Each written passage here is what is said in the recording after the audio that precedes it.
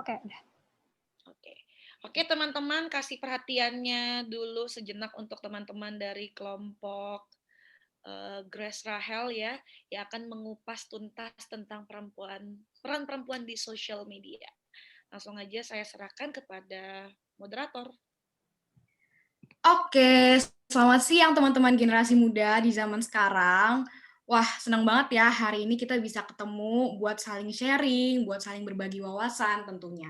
Nah, selamat datang juga nih di webinar bertajuk Kupas Tuntas Peran dan Dampak Perempuan di Sosial Media. Saya, Grace Rachel, akan memandu seluruh rangkaian acara kita pada hari ini. Tentunya bukan saja sendirian, tapi bersama dengan narasumber-narasumber kita yang udah pasti hebat dan inspiratif. Nah, di tengah perayaan Kartini kali ini, sesuai dengan tajuknya, bersama-sama kita akan mengupas tuntas mengenai peran perempuan atau yang diibaratkan para Kartini di masa kini. Dan ditambah lagi, era sekarang ini udah mendorong kita untuk semakin banyak berekspresi di sosial media atau di media digital ya teman-teman. Dan kita juga berkolaborasi dengan Komnas Perempuan yang menjadi lembaga independen untuk penegakan hak perempuan Indonesia sejak 1998. Untuk itu, kita hari ini pasti akan banyak belajar, mulai dari psikolog yang ahli di bidangnya, perwakilan dari Komnas Perempuan itu sendiri, salah satu influencer ternama yang mengedepankan kesetaraan, hingga yang paling spesial juga teman-teman, Putri Indonesia, kebanggaan tanah air. Penasaran banget kan pastinya? Oke, tanpa berlama-lama lagi, kita langsung aja nih mulai bincang-bincang dan bagi wawasan kita hari ini, mulai dari pembicara kita yang pertama. Nah, beliau seorang psikolog yang telah menuntaskan pendidikan S1-nya di Universitas Multimedia Nusantara. Kemudian, ini beliau rajin banget nih teman-teman, dia melanjutkan pendidikan S2-nya di Princeton University Amerika Serikat dengan mengambil program studi psikologi. Dan saat ini beliau aktif sebagai influencer di bidang self-development dan woman empowerment. Langsung aja kita sambut dengan meriah Kak Zakiyah Azah. Oke, thank you Kak Grace. Halo, selamat siang teman-teman semua. Terima kasih atas kesempatannya yang udah mengundang saya jadi pembicara di sini di antara perempuan-perempuan hebat yang lainnya ya. Mungkin sesi kita kali ini bisa disebut sharing-sharing aja ya. Nah, seperti yang kita ketahui nih, pembahasan kita hari ini tuh super menarik ya, yaitu kupas tuntas peran perempuan di sosial media. Karena itu, hari ini izinkan saya, Zakia Salihah, sebagai psikolog, untuk memberikan pandangan atau sharing-sharing nih mengenai hal yang lebih general nih, yaitu dasar mengapa sih kita harus memberikan dampak positif di sosial media. Jadi sebenarnya ini bukan untuk perempuan-perempuan aja, tetapi untuk semuanya. Karena apa sih sebenarnya yang mendasari kita harus memberikan dampak positif dalam bersosial media? Tentunya dari perspektif psikologi. Oke, teman-teman di sini pasti udah akrab sekali kan dengan sosial media. Nah, semua di sini pasti punya sosial media kan. Nah, teman-teman tuh pasti hari-harinya sekarang super sepi kalau tanpa sosial media kan. Oke, kalau teman-teman merasakan hal seperti itu, wajar aja. Karena, nah, bisa kita lihat datanya, ini menurut survei dari Global Web Index, yaitu untuk mengetahui perilaku penduduk Indonesia dalam bermedia sosial, yaitu motivasi atau alasan penggunanya, sebanyak 61% responden menjawab untuk mengisi waktu luang mereka. Akan tetapi, yang jadi permasalahan tuh orang melakukannya tuh dalam bentuk yang berbeda-beda. Ada yang menyalurkan dengan memberikan dampak positif, tapi nggak sedikit juga loh yang memberikan dengan dampak negatif. Nah, maka dari itu, kita coba kupas tuntas yuk, kenapa sih kita harusnya memberikan dampak positif dalam bersosial media, dan apa sebenarnya ada dampak khususnya kepada kesehatan mental kita. Tuh. Nah, saya akan ngambil satu contoh aja nih, yang sangat dekat sekali dengan kehidupan kita sehari-hari. Terutama buat para perempuan-perempuan nih, yaitu memposting selfie. Nah, selfie. Selfie itu didefinisikan sebagai potret diri yang dibuat dengan kamera ponsel kita, lalu disebarkan melalui internet nih, sehingga bisa dilihat orang lain. Nah, selfie itu, dari selfie aja nih ada beberapa ulasan yang bisa saya paparkan dan dikaitkan dengan perspektif psikologi sosial. Tentunya ada yang positif dan negatif juga. Nah, yang pertama itu melakukan selfie merupakan upaya representasi diri di media sosial sebagai upaya agar dianggap ada atau eksis dalam jaringannya. Nah, yang kedua, memaksimalkan karakter positif. Nah, untuk seseorang yang melakukan selfie, dirinya tuh berusaha mengkonstruksikan identitas sosialnya dengan cara memaksimalkan karakter positifnya dan meminimumkan karakter negatifnya agar self esteem-nya tetap terjaga. Nah, bisa kita lihat hal sekecil selfie aja sebenarnya memiliki tujuan yang positif ya, teman-teman. Nah, karena itu, tapi, orang-orang yang melakukan selfie itu cenderung menanti like atau komen yang baik mengenai selfie-nya, agar merasa puas dan senang.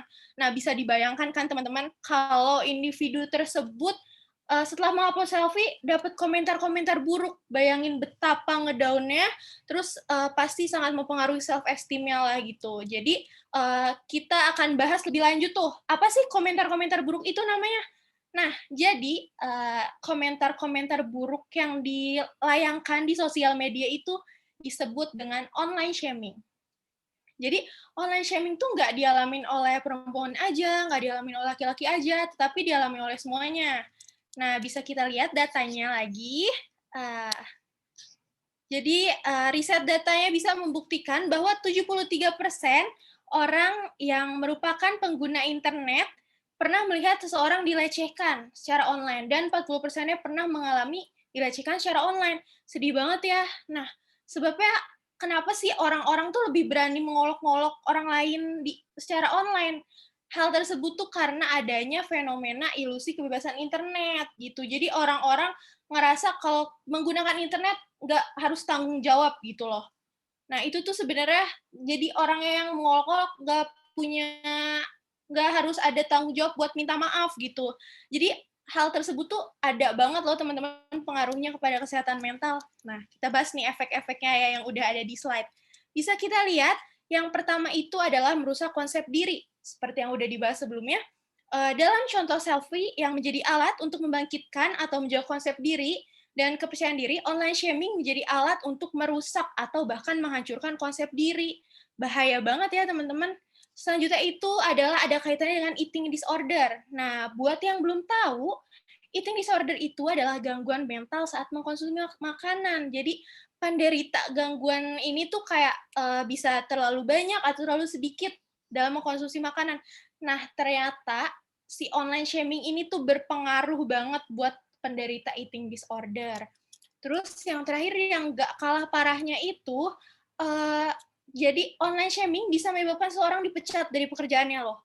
Kok bisa? Iya karena ada komentar-komentar buruk mengenai orang itu akhirnya mempengaruhi. Bayangkan kalau udah dipecat dari pekerjaan akan tumbuh masalah-masalah baru yang pastinya akan lebih parah mempengaruhi kesehatan mental orang tersebut. Nah, jadi teman-teman bisa bayangin kan, hal sekecil selfie di sosial media ternyata memiliki dampak besar untuk kesehatan mental. Begitupun mengenai komentar-komentar negatif atau online shaming yang udah dijelaskan tadi ternyata memiliki dampak besar bagi korbannya. Nah, teman-teman tuh mungkin bisa ya mulai dari hal yang teman-teman anggap remeh, kita mulai untuk berdampak positif di sosial media kita, dimulai dari hal yang remeh aja seperti pujian-pujian kecil pada teman-teman sosial media kita.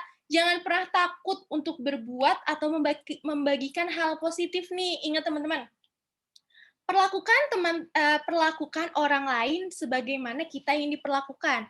Bisa dimulai dari hal-hal yang kecil, sedikit-sedikit lama-lama menjadi bukit. Semoga hal-hal positif kecil yang kita berikan, yang kita buat bisa berdampak yang besar bagi orang banyak. Remember that baby steps are still steps in the right direction. Nah, kurang lebih itu aja pemaparan dari saya. Semoga bermanfaat. Terima kasih. Saya kembalikan lagi kepada Kak Grace. Wow, hebat sekali ya. Ini insightful banget nih, wawasan-wawasan atau informasi yang udah Kak Zakiah kasih bahwa kita tuh nggak boleh meremehkan hal-hal kecil dalam bertindak di sosial media karena bisa berdampak yang cukup signifikan ya dalam kehidupan kita. Oke, kalau gitu sebentar lagi kita akan lanjut nih ke narasumber kita yang kedua, teman-teman. Nah, ini seorang perempuan hebat berusia 22 tahun yang telah mengabdi kepada tanah air sebagai Putri Indonesia 2018. Keren banget ya. Dan hingga saat ini dia udah memanfaatkan semua energi dan ekspresinya untuk menjadi bagian dari aktivis yang juga mengedepankan kesetaraan. Langsung saja kita sambut dengan meriah Kak Siti Carani.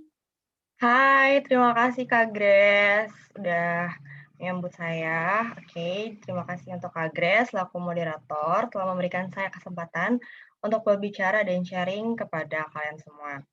Oke, perkenalkan saya Siti Herani selaku Putri Indonesia 2018. Di sini saya akan membahas dan berbicara pada acara webinar dan tentunya topiknya ini sangat menarik banget nih dan bisa menjadi bagian penting bagi kita semua.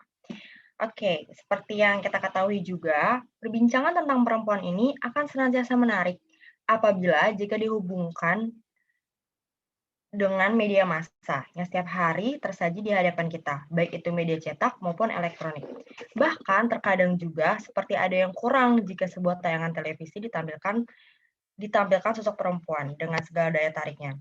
Selama bertahun-tahun juga, peran perempuan di media digambarkan hanya sebagai seorang objek seks atau memiliki peran dalam hal domestik saja. Berdasarkan apa yang telah kita ketahui pada media sosial ini sangat pesat sekali perkembangannya. Perempuan dalam media sosial seringkali dijadikan sebagai objek untuk tatapan pria. Penggunaan media sebagai alat untuk memperdaya perempuan tidak dapat dilepaskan dan dari ketidaksetaraan gender yang terjadi di Indonesia. Sepanjang sejarah Indonesia, perempuan juga hanya ditempatkan sebagai objek dari kekuasaan, termasuk dalam bentuk berbagai kebijakan negara. Selanjutnya, apa yang menjadi kebijakan negara tercermin pula dalam bentuk pengamatan perempuan dalam media. Media pasti memiliki sasaran audiens, termasuk juga ada media dengan sasaran audiens perempuan. Sangat jelas di sini, dengan media sasaran audiens perempuan bisa secara kontinu dan sangat intens memberikan informasi kepada perempuan pada khususnya, dan juga masyarakat pada umumnya, tentang sosok perempuan itu sendiri. Media perempuan jelas memiliki kewajiban tak tertulis untuk turut serta memajukan perempuan, memberi pemahaman yang lebih baik dan berkembang dengan diri sendiri. Sering sekali perempuan digambarkan hanya peduli dengan rumah tangga dan penampilan fisik mereka, sedangkan kepedulian lelaki dikesankan hanya di sekitar pembisnis, mobil, dan juga olahraga. Menurut ahli juga, banyak yang berbicara bahwa pengguna media sosial sebagai sarana pemberdayaan perempuan muncul karena kelompok perempuan tersingkirkan dari fokus bahasan media arus utama. Jadi, mereka tidak pernah diberikan dan aspirasi seringkali hanya putarbalikan saja atau dibungkamkan sama sekali, tidak dibungkamkan sama sekali. Makanya, kebanyakan dari mereka, para perempuan sangat takut nih untuk mengekspresikan dirinya di media sosial, karena sering sekali ditandai dengan hal negatif, kekerasan, pelecehan, dan diskriminasi yang sering kali kita temukan di platform digital atau internet. Padahal sebenarnya perempuan memiliki hak untuk berekspresi dan berkontribusi di tengah kehidupan sosial media, tanpa tekanan ataupun ancaman dari pihak-pihak yang tidak bertanggung jawab. Sebenarnya, banyak juga kok kontribusi-kontribusi yang dilakukan untuk para perempuan agar menjadi berani lagi, seperti membuat atau merancang sebuah organisasi berbasis digital, memberikan konten-konten tentang kesehatan, membagikan tips-tips kebugaran tubuh, dan hal informatif yang biasanya dianggap tabu, seperti contohnya yang dibuat oleh Yulia Baskon. Sebenarnya, perempuan di sosial media tuh bisa sangat beragam dengan cara mengekspresikannya. Berbeda-beda juga konteks positifnya, apa aja sesuai dan minat bakat yang mereka miliki. Tuh. Kurang lebih itu saja pemaparan dari saya yang bisa saya sampaikan. Terima kasih, saya kembalikan kembali kepada Ibu Grace. Inspiratif sekali ya Putri Indonesia 2018 kita kali ini. Makasih banyak Kak Carani untuk wawasannya. Kita jadi tahu kalau realitasnya tuh kita masih mendapati tindakan-tindakan yang kurang etis yang harus dihadapi perempuan dari orang lain di sosial media. Dan sebagai perempuan kita tentu harus mampu melawan dan tetap berekspresi dengan minat bakat yang kita miliki ya. Baiklah teman-teman, mungkin di sini teman-teman udah punya pertanyaan nih dalam pikiran teman-teman, tapi mohon ditahan dulu ya, karena masih ada 2 narasumber spesial kita yang akan berbagi wawasan dengan kita semua di sini. Langsung aja kita sambut narasumber kita yang ketiga, seorang perempuan tangguh yang mampu mengoptimalkan kemampuan manajemen waktunya, menempuh studi sembari bertanggung jawab sebagai komisioner Komnas Perempuan bersama dengan rekan-rekan perempuan hebat lainnya. Tanpa berlama-lama lagi, kita sambut Kak Shelfa. Oke, thank you Kak Grace selaku moderator. Sebelumnya selamat sore kepada psikolog kita, Kak Zakia, Putri Indonesia kebanggaan kita semua, Siti Hairani, serta influencer kita Kanada. Perkenalkan, saya Salva, selaku Komisioner Komnas Perempuan yang telah diberikan kesempatan untuk turut sharing pada tema webinar yang sangat menarik, yaitu kupas tuntas peran dan dampak perempuan pada sosial media. Berdasarkan penjelasan sebelumnya, benar banget, aku setuju pada sosial media kita ini udah banyaknya kasus, terutama bagi perempuan yang mengalami pelecehan, terutama dalam bentuk verbal seperti misalnya catcalling atau stigma-stigma buruk lainnya, yang membuat pihak atau peran perempuan itu menjadi semakin minoritas, bukan dalam bentuk jumlah, melainkan dalam bentuk suara.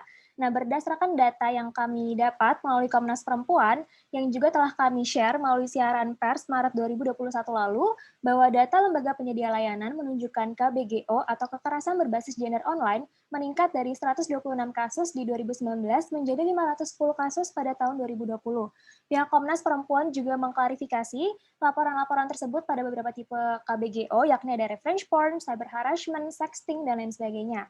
Nah, KBGO yang dialami oleh anak perempuan dan perempuan muda ini juga memiliki dampak negatif pada kehidupan sehari-hari nih. Seperti yang udah teman-teman lihat, menurut riset Plan Internasional pada 2020 menunjukkan sebanyak 42% korban mengalami gangguan mental atau stres. Selain itu, 42% korban mengalami rendah diri, merasa tidak aman sebanyak 24%, dan yang lainnya seperti bermasalah dengan keluarga atau teman, bermasalah di sekolah, kesulitan menemukan dan mempertahankan pekerjaan, dan lain sebagainya.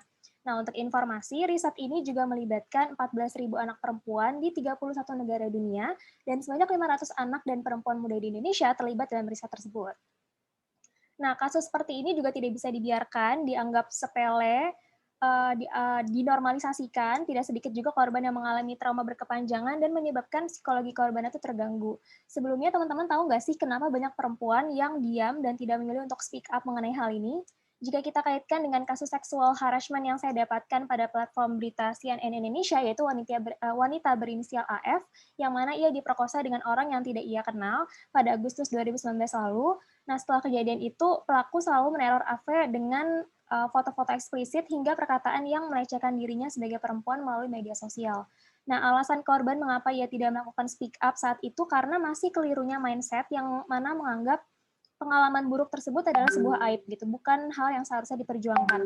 Sampai akhirnya ia melakukan speak up pada 2020 melalui media sosial pribadinya hingga berhasil ditindaklanjuti.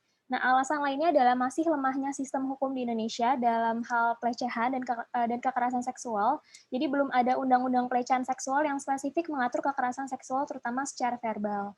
Nah, jadi rujukan selama ini tuh digunakan untuk memproses kasus tersebut itu cuma bisa mengenali kekerasan seksual bila ada kontak fisik. Nah, selain itu juga terdapat faktor psikologis di balik keraguan korban untuk speak up dan melapor. Jadi hambatan itu datang dari diri sendiri, seperti trauma, pengetahuan yang minim mengenai kekerasan dan hukum, serta ada juga faktor keluarga dan lingkungan, seperti reaksi victim blaming, pemberitaan media yang mengekspos informasi pribadi, dan kecenderungan lingkungan untuk lebih membela pelaku. That's why pentingnya untuk kita semua sebagai lingkungan terdekat, bahkan keluarga, untuk tidak menghakimi, mengintimidasi, menjauhi korban, karena bagaimanapun korban juga butuh bimbingan dan arahan. Kami juga selaku Komnas Perempuan akan mengoptimalkan peran kami dalam mencegah serta menangani tindak kekerasan terhadap perempuan di Indonesia. Baik, itu saja yang bisa saya sampaikan. Saya kembalikan kepada Kak Grace. Terima kasih. Yes, setuju banget sama argumen-argumennya Kak Shalva, apalagi udah didukung sama fakta dan data yang ada dari Komnas Perempuan ya Kak. Baiklah, kalau begitu sebentar lagi kita masih akan berlanjut ke narasumber kita yang terakhir. Last but not least, seorang influencer ternama asal Indonesia yang aktif mengkampanyekan pentingnya edukasi dan isu-isu yang sedang marak diperbincangkan di sosial media. Beliau juga telah menyelesaikan studi di Berlin dan juga telah merilis bukunya yang berjudul Cerita Nada yang membahas tentang kehidupan sehari-harinya meniti karir sebagai influencer. Mari kita sambut Kak Nada Ataya. Baik, halo, terima kasih Kak Grace dan selamat siang teman-teman. Karena keterbatasan waktu nih, kita langsung aja ya. Di kesempatan ini aku akan bahas apa aja sih kompetensi yang harus dimiliki, khususnya perempuan dalam bermedia sosial nih. Sebenarnya kan ada banyak kompetensi yang harus kita terapkan, tapi sekarang aku mau sharing beberapa berdasarkan isu yang sering banget nih kita jumpai. Nah, pertama, kita sadar gak sih? Gak bisa dipungkiri sekarang kan keberadaan media sosial di tengah kita itu bikin kita gak sadar kalau kita tuh selalu pengen mengkonsumsi dan membagikan konten yang mainstream. Mohon maaf. Tujuannya tuh buat apa sih? Ya sebenarnya tujuannya tuh biar kita gak ketinggalan zaman aja. Terus juga biar kita dapat awareness dari pengguna media sosial lainnya. Dan kita tuh sering banget gak sadar ketika melakukan itu, ternyata itu bisa mempengaruhi pikiran dan perilaku kita di keseharian. Misalnya aku rutin nih bikin konten untuk dikonsumsi banyak orang. Nah, aku selalu berusaha untuk selalu hati-hati ketika membuat konten tersebut. Kenapa? Biar konten yang aku buat itu gak berdampak negatif buat mereka yang lihat. Jadi, kompetensi apa sih yang harus kita punya? Oke, langsung aja. Yang pertama itu ada analisis. Maksudnya apa sih? Jadi analisis itu di mana kita bisa menangkap informasi dari media sosial, kemudian kita jadikan informasi itu jadi pesan yang bermanfaat bagi diri sendiri maupun orang lain. Kayak yang kita tahu kan belakangan ini banyak banget nih influencer yang ketika kita bikin konten, cuma buat clickbait aja. Dan dia tuh nggak mentingin kualitas, tapi cuman kuantitasnya aja. Yang penting konten gue banyak nih yang nonton dari clickbait itu yang bikin orang penasaran kan. Kalau untuk aku sendiri sih, ketika aku tahu ada pihak yang nggak nyaring kontennya, aku cukup gak nyaman ya. Karena menurut aku, apa yang disebarkan mereka itu pasti akan ada dampaknya buat orang lain nih. Entah itu positif ataupun juga negatif. Makanya aku selalu berusaha untuk melakukan kurasi berdasarkan nilai moral yang aku percaya, yaitu jadi diri sendiri. Kemudian konten yang aku publish juga tentunya aku saring biar gak ngasih dampak negatif ke orang lain. Nah, yang kedua itu ada evaluation. Jadi, evaluasi ini untuk mendorong kita biar bisa menilai secara kritis terkait pemanfaatan media sosial yang dimiliki.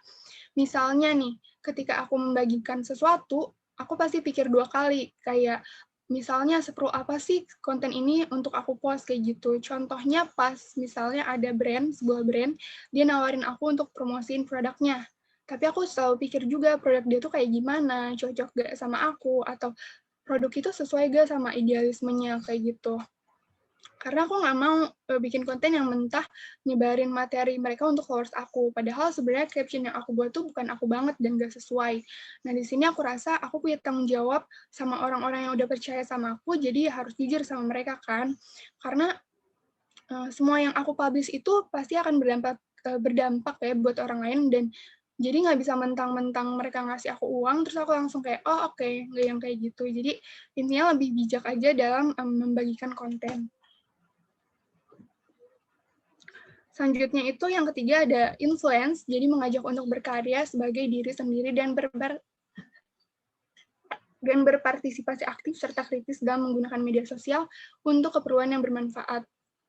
Jadi lebih ke usaha untuk kita biar lebih real nih di sosial media, karena kita tahu kan dampak sosial media ini bisa banget mempengaruhi mental seseorang. Contohnya membandingkan. Dari sebuah kasus nih misalnya, ketika orang di media sosial, kan itu pasti maunya dia nunjukin yang bagus-bagus aja ya. Kasarnya kayak lebih pamer tentang apa yang mereka punya gitu. Sampai muncullah dampak dari konten tersebut. Pasti kan ada beberapa orang yang ngerasa rendah diri ketika kita lihat konten orang lain, misalnya kayak, ih kok hidup gue tuh nggak seseru mereka ya, terus ih dia tuh udah punya ini, dia udah bisa beli itu, dia udah jadi ini, kok hidup gue gini-gini aja, kayak gitu kan.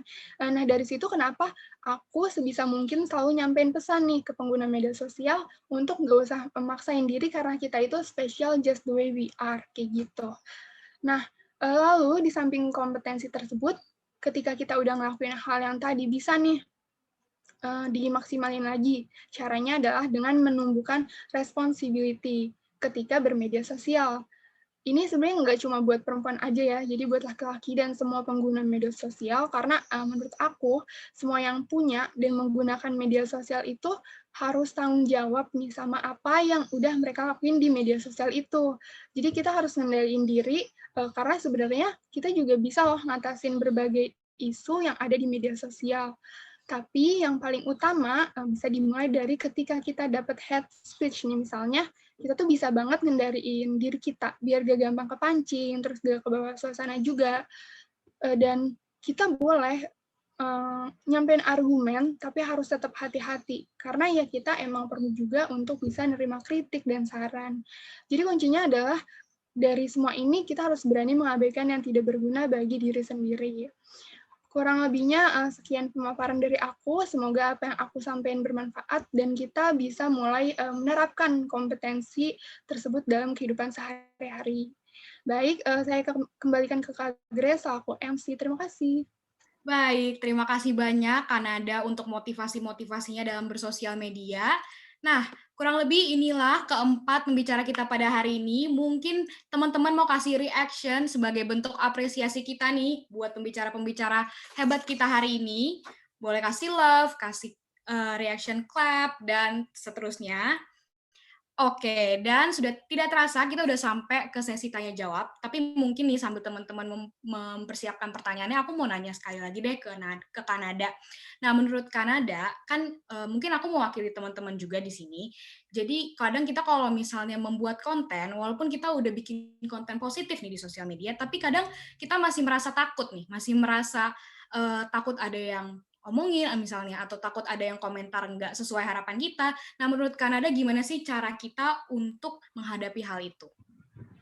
Nah, kalau dari aku sendiri, sebenarnya banyak banget ya yang ngalamin hal serupa kayak Kak Grace nih. Kayak aku juga awalnya kayak gitu, tapi kan kalau di media sosial kita tuh emang pengen lihatnya yang enak-enaknya aja kan, makanya aku berusaha untuk selalu nunjukin hal-hal yang positif aja. Nah, kalau masalah hate speech itu, seperti yang udah aku jelasin tadi nih Kak Grace, dan teman-teman, intinya sih kita harus lebih pede dan bisa lebih berusaha untuk mengabaikan hal-hal yang gak berguna bagi diri sendiri. Jadi kita fokus aja sama kelebihan diri sendiri dan kembangin apa yang kita punya. Kalau dari aku kayak gitu sih Kak Grace.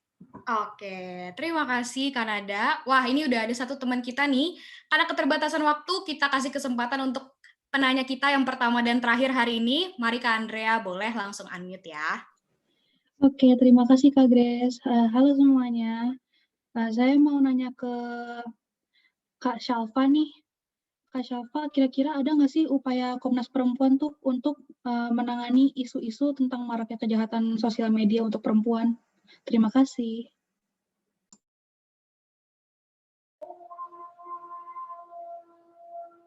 Oke, jadi bagus banget pertanyaannya. Jadi upaya-upaya yang dilakukan oleh Komnas Perempuan sendiri sebenarnya sangat sudah dipermudah dengan bekerja sama dengan pihak terkait seperti Kominfo dan dari kementerian. Mereka juga berupaya untuk memasukkan RUU penghapusan kekerasan seksual ke dalam program legislasi nasional prioritas 2021. Kami sebagai Komnas Perempuan juga dapat menyiapkan laporan rinci yang bisa dijadikan dasar telaahan oleh instansi tersebut. Nah, kami juga membuat think tank atau wadah pemikir untuk mengembangkan diskusi tentang perempuan yang diseminasikan melalui beragam publikasi, misalnya seperti infografis, sosialisasi, sosial media, talk show, dan diskusi seperti yang sedang kita lakukan agar hak asasi perempuan ini dapat ditegakkan dengan adil di Indonesia. Berdasarkan pertemuan hari ini juga Kominfo melalui Direktorat Jenderal Informasi dan Komunikasi Publik akan membantu menyebarkan konten kampanye Komnas Perempuan pada segenap jejaring yang dimiliki oleh Kominfo. Seperti itu Andrea. Semoga terjawab. Oke, sepertinya sudah menjawab banget ya. Oke, kalau gitu terima kasih banyak untuk yang sudah bertanya kepada narasumber kita. Tak terasa kita sudah di penghujung acara. Sekali lagi saya berterima kasih untuk seluruh narasumber, panelis, dan juga hadirin yang sudah hadir. Hari Kartini ini telah menyadarkan kita untuk lebih memperhatikan apa yang kita lakukan di sosial media, terkhusus perempuan. Seperti kutipan yang pernah disampaikan Era Kartini, banyak hal yang bisa menjatuhkanmu, tetapi satu-satunya hal yang benar-benar dapat menjatuhkanmu adalah sikapmu sendiri. Saya Grace Rachel sebagai moderator, pamit undur diri. Terima kasih dan selamat mengingat rayakan Hari Kartini. Nah, sebelum kita berpisah satu dengan yang lainnya, aku mau nih teman-teman semua untuk on cam, karena kita akan foto bersama sebagai bentuk dokumentasi kita hari ini. Oke, teman-teman, masih ditunggu ya.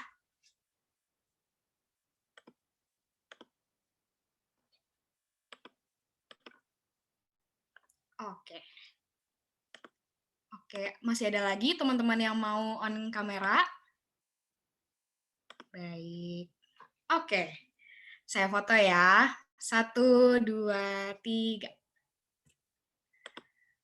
Oke, terima kasih banyak teman-teman dan Kak Gaby. belum di-unmute. Oke, kasih tepuk tangan.